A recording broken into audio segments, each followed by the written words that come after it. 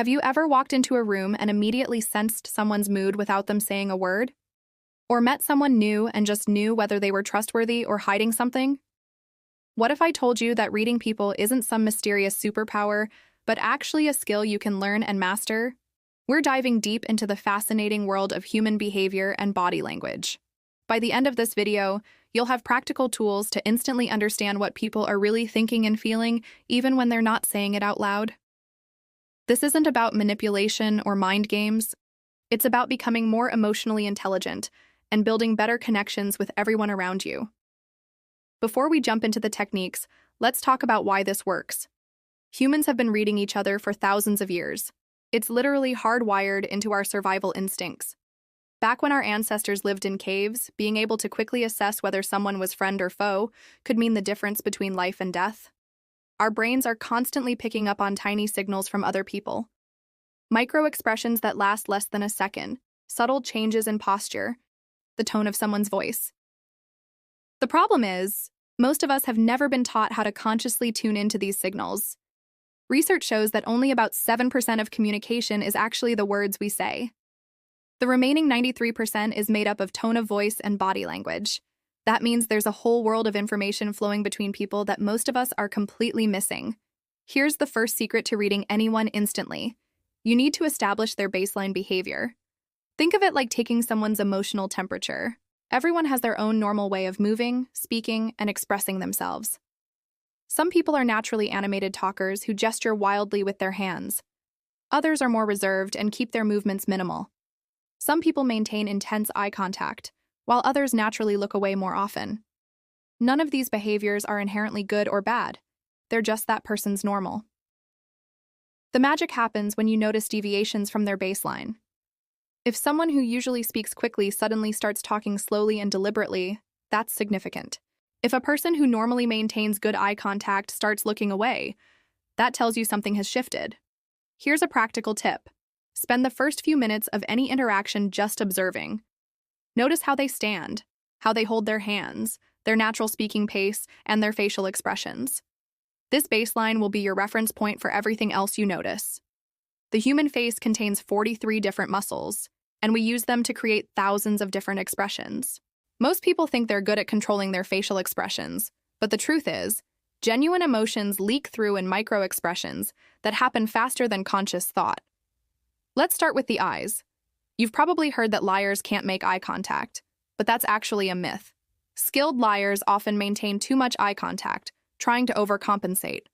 Instead, watch for these subtle eye signals. When someone looks up and to the right, they're often accessing their creative or imaginative mind, potentially constructing something that didn't happen. Up and to the left typically indicates they're accessing actual memories.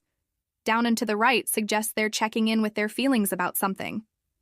The pupils are another incredible indicator. They dilate when we're interested, excited, or attracted to something. They constrict when we're feeling negative emotions or when something doesn't appeal to us. Of course, lighting affects pupil size too, so you need to account for that. Now let's talk about genuine versus fake smiles.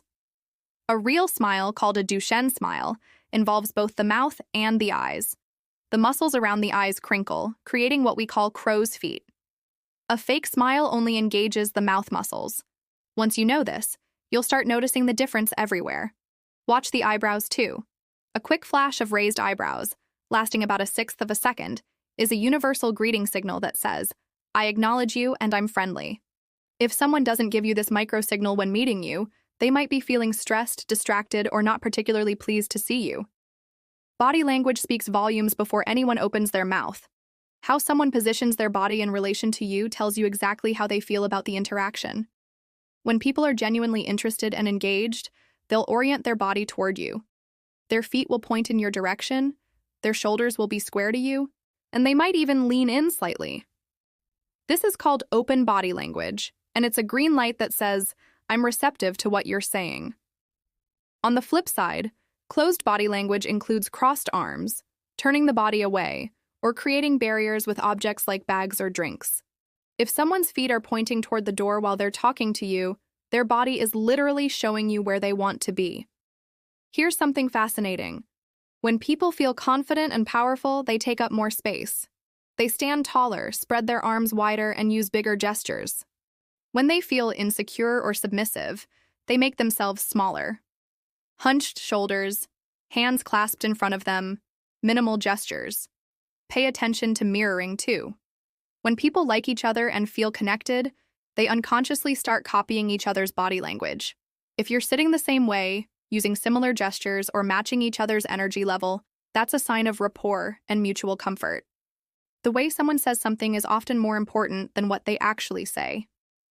The human voice carries incredible amounts of emotional information that most people never consciously tune into. When someone is stressed or lying, their voice often goes up in pitch. It's a subtle change, but once you start listening for it, you'll hear it everywhere. The pace of speech changes too. Some people talk faster when they're nervous, while others slow way down as they carefully choose their words. Listen for vocal fillers like and like. Everyone uses these to some degree, but a sudden increase usually indicates uncertainty or discomfort with the topic.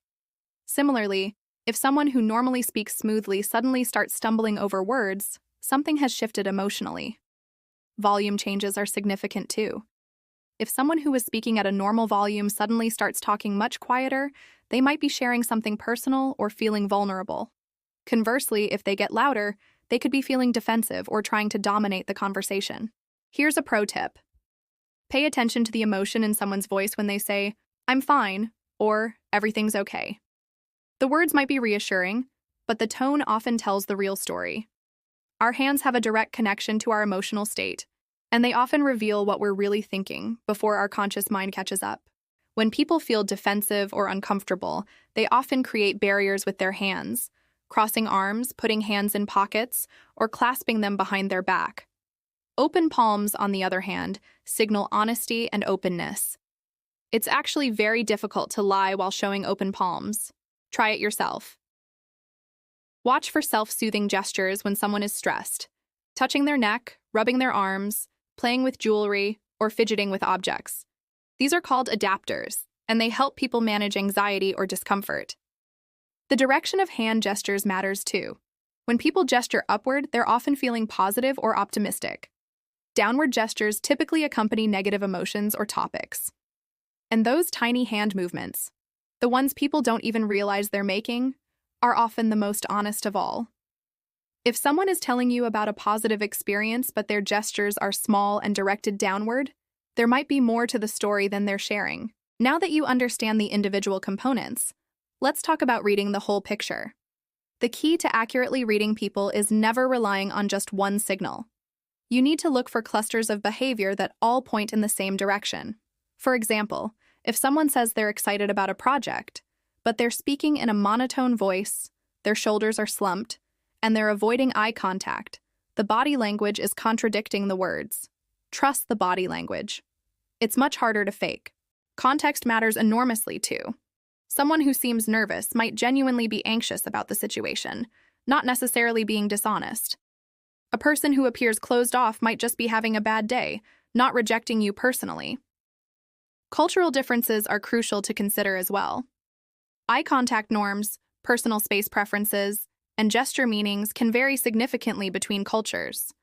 What seems like suspicious behavior in one culture might be perfectly normal politeness in another. So how do you use these skills in real life? Let's talk about some practical scenarios. In job interviews, you can gauge how well you're doing by watching the interviewer's body language.